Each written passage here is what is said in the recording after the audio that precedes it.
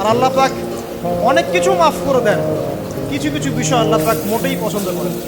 তার মধ্যে একটা হচ্ছে অহংকার, তার মধ্যে একটা হচ্ছে শিরক, তার মধ্যে একটা হচ্ছে অন্যের হক নষ্ট করা, তার মধ্যে একটা হচ্ছে আদম সন্তানকে হত্যা করা, তার মধ্যে একটা হচ্ছে বৃদ্ধ বয়সে ব্যভিচার করা, তার মধ্যে একটা হচ্ছে মুরতাদ হয়ে যাওয়া। ওই যে খ্রিস্টান হয়ে যাচ্ছেন না, খালি মরেন তারপর বুঝবেন, খালি মালাকুল মউত আসুক তারপর বুঝবেন।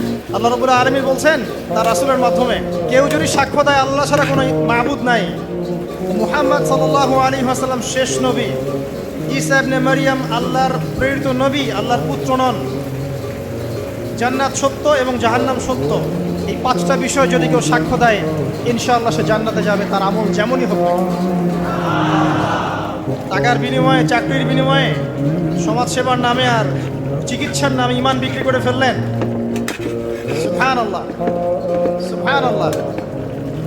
তোমাদের এই পৃথিবীতে বেঁচে থাকার চাইতে মাটির তলে চলে যাওয়া ভালো।